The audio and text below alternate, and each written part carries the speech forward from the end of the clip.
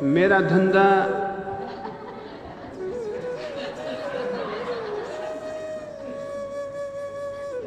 थोड़ा कठिन धंधा है।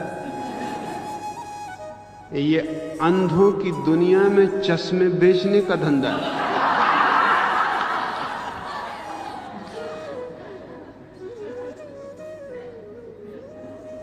और अंधों से ये कहना कि मेरे पास आंखें हैं और तुम अंधे हो, खतरनाक है। अंधों की भीड़, अंधाधुंध भीड़।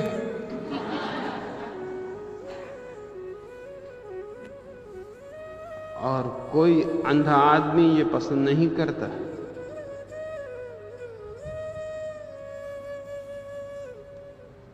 कि कोई अपने को आंख वाला कहे और उसको अंधा कहे, और जबकि उस का बहुमत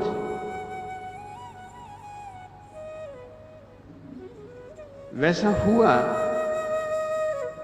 साउथ अमेरिका के एक छोटे से पहाड़ी इलाके में 300 लोगों का एक कबीला था इसी सदी के प्रारंभ में। ये ऐतिहासिक घटना है। वे 300 ही आदमी अंधे थे।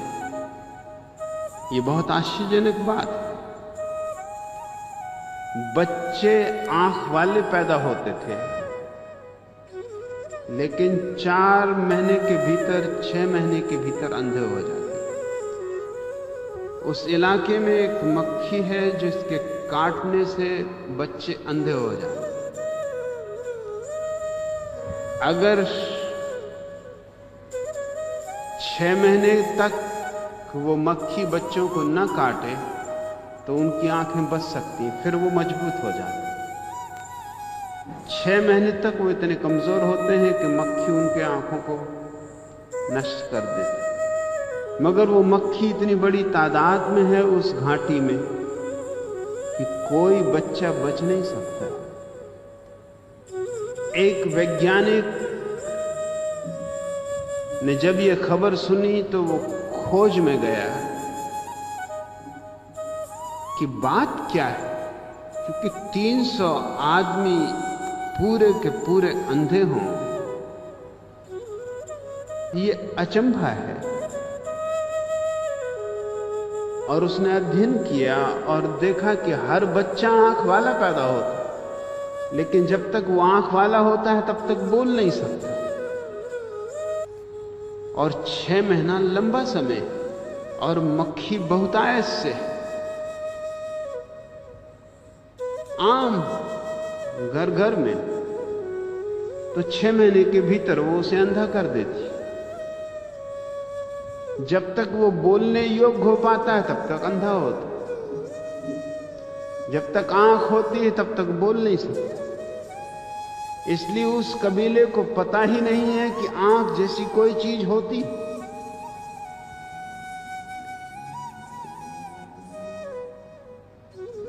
इस वैज्ञानिक युवक को भी मक्खी काटती थी, लेकिन ये तो 6 महीने से बहुत आगे जा चुका था। इस पे मक्खी के जहर का कोई असर नहीं होता था। और इसने निर्णय किया कि किसी भी तरह इस मक्खी को नष्ट करना है। और ये चकित हुआ देख के कि ये 300 अंधे लोग बिना आंखों के भी काम चला लेते, छोटी मोटी खेतीबाड़ी भी कर लेते, अपने भोजन के लायक इंतजाम भी कर लेते, कठिनाई से और मुश्किल से। मगर अगर यही जिंदगी है तो किया भी क्या जा सकता है। हम सब भी यही कर रहे हैं। कितनी ही मुश्किल हो, कितनी ही परेशानी हो, कितनी ही झंझट हो, करें भी तो क्या करें, यही जिंदगी है। और चारों तरफ सभी लोग इसी जिंदगी में जी रहे हैं।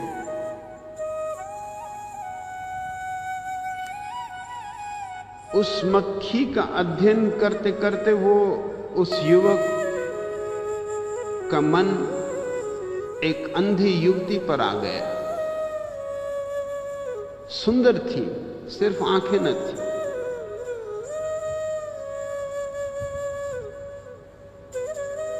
उसने कबीले के प्रमुख से उस युवती से शादी करने की प्रार्थना की। और तुम जानते हो कबीले के प्रमुख ने क्या कहा? कबीले के प्रमुख ने कहा, पहले तुम ये भ्रम छोड़ दो कि तुम आंख वाले हो।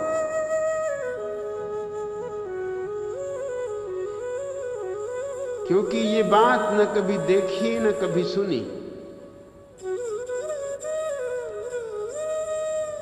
ये झूठी बातें छोड़ दो। विवाह की आज्ञा मिल सकती है, लेकिन एक ही शर्त पर कि हम जिन्हें तुम आंखें कहते हो उन्हें फोड़ देंगे। तुम अंधे होने को राजी हो, विवाह हो सकता है, तब तुम हमारी जाति के हो गए। तुम सोच लो। और अगर तुम आंखें वाले ही रहना चाहते हो तो हमें माफ करो, तुम किसी और दुनिया के आदमी हो, हमारी जाति के नहीं। कल सुबह अपना निर्णय बता देना। रात भर वो सोचता रहा कि क्या करे, क्या आंखें गंवा दे, मगर इन्हीं आंखों के कारण तो उस स्त्री के सौंदर्य में वो दीवाना हुआ है। ये इन्हीं आंखों की देन तो है कि उसने सौंदर्य को देखा है। इन्हीं आंखों को गंवा दे तो वो स्त्री सुंदर है या कुरूप, क्या फर्क पड़ता। और सुबह होने के पहले निर्णय करना है।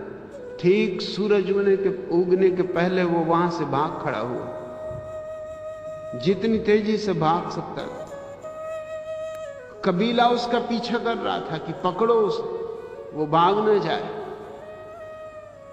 क्योंकि वो बाहर जाकर लोगों को ये झूठी खबर देगा कि मैं आंख वाला हूं और दूसरे लोग अंधे। ये उस वैज्ञानिक ने ही दुनिया को खबर दी। दूसरे वैज्ञानिक गए, धीरे धीरे मक्खी को समाप्त किया। अब बच्चे वहां भी आंख वाले हैं। वो 300 लोग जो इस सदी के पहले चरण में आंख वाले थे, अंधे थे, मर चुके, बूढ़े हो चुके, समाप्त हो चुके। अब वो कबीला विलीन हो गया, आप सब आंख वाले। लेकिन अंधों के बीच ये कहना कि मैं ही अकेला आंख वाला हूं और तुम सब अंधे हो,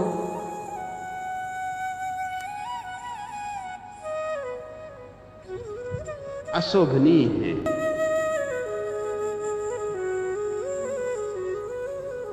अशिष्ट है। तुम्हारी बात मैंने समझी, लेकिन तुम भी मेरी बात समझो।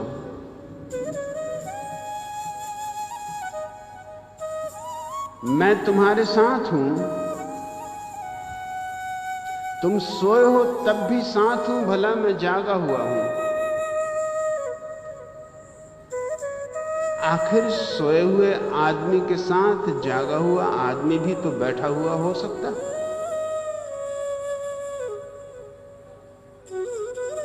और सोए हुए आदमी में और जागे हुए आदमी में फर्क ही क्या होता? बड़ा जरा सा फर्क होता है कि सोए हुए आदमी की आंख खुल जाए तो वो भी जाग जाए। लेकिन सोए हुए लोगों के बीच रह के ये बेहतर है कि तुम कम से कम ये ढोंग ही करते रहो कि तुम भी सोए हुए हो। नाहक उन्हें नाराज ना करो, उनकी भीड़ है, उनका समाज है, उनकी दुनिया है, तुम अकेले हो। और सवाल इसका नहीं है, सवाल इसका है कि उन्हें जगाना है। इसलिए दुश्मनी पैदा नहीं करनी है, दोस्ती पैदा करनी है। इसलिए नहीं कहता कि तुम अंधे हो, इसलिए कहता हूं कि हम अंधे। मगर वही कह सकता है कि हम अंधे हैं जिसके पास आंखें हों। अंधा आदमी तो यह भी नहीं कह सकता कि मैं अंधा हूं।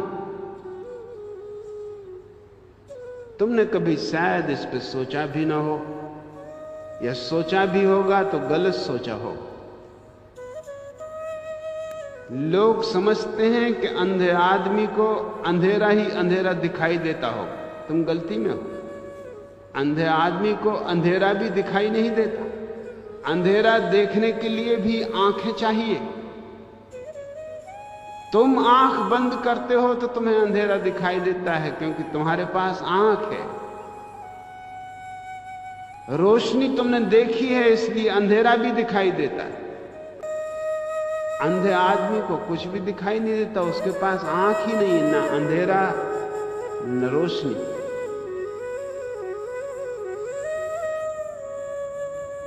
वो सहानुभूति का पात्र है, वो करुणा और प्रेम का पात्र है। उसे आहिस्ता आहिस्ता जगाना है। उसकी आंखों पर ठंडे पानी के छींटे बहुत आहिस्ता आहिस्ता फेंकने हैं। उसे नाराज नहीं कर देना। और फर्क कुछ बड़ा नहीं है। सोया हुआ भी वो वही है जो तुम जागे हुए हो। सिर्फ आंख खुल गई और दुनिया बदल जाती। गौतम बुद्ध के जीवन में उन्होंने अपने पुराने जन्मों की बहुत सी कहानियां कही। उनमें एक कहानी बहुत ही प्रीतिकर। तब तक वो स्वयं जागे नहीं थे, बुद्ध नहीं हुए थे, लेकिन कोई बुद्ध हो गया था और उन्हें खबर मिली। वो उसके दर्शन को गए।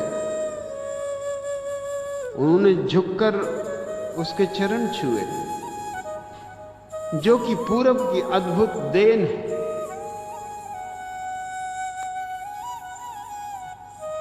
पूरब ने बहुत कुछ दुनिया को दिया है जिसकी कोई कीमत नहीं करता।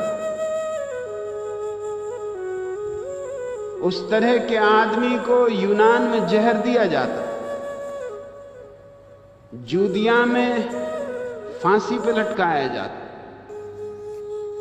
अरब में टुकड़े टुकड़े करके काट दिया जाता। हिंदुस्तान ने बहुत कुछ दुनिया को दिया है जो अद्भुत है।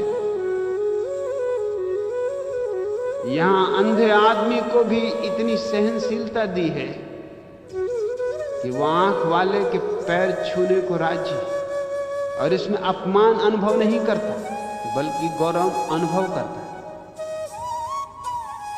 अनुभव करता है कि मैं महिमा मंडित हूं कि एक आंख वाले आदमी के पैर छूने का मुझे अवसर मिला। नहीं सही मेरी आंखें, मगर कोई आंख वाला था जिसके मैंने पैर तो छुए। ये भी क्या कम है। बुद्ध ने पैर छुए और जैसे ही वो खड़े हुए तो हैरान हो गए। वो व्यक्ति, वो महापुरुष जो जाग चुका था, वो झुका और उसने सोए हुए आदमी के पैर छुए। बुद्ध ने कहा, आप ये क्या करते हैं? ये कैसा पाप आप मेरे ऊपर थोप रहे हैं? आप जागृत हैं, मैं आपके पैर छूं, ये मेरा सौभाग्य, लेकिन आप मेरे पैर छूकर मुझे किस नरक में ढकेल रहे हैं? उस बुद्ध पुरुष ने कहा था, नरक में नहीं ढकेल रहा हूं, कल तक मैं भी तुम्हारी ही तरह सोया हुआ, आज जाग गया हूं। आज तुम सोए हुए हो, कल तुम भी जाग जाओगे। मुझ में और तुम में बुनियादी रूप से कोई अंतर नहीं है। जो अंतर है बहुत ऊपरी, बहुत मामूली है।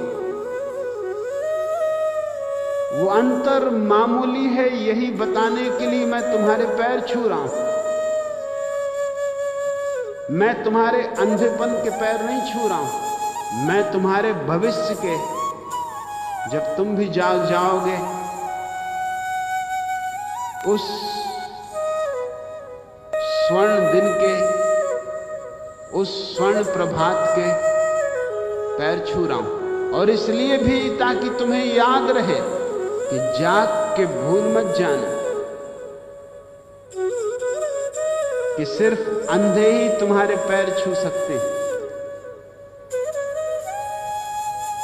तुम्हें भी उनके पैर छूने, तुम भी उनकी ही जमात के हिस्से हो।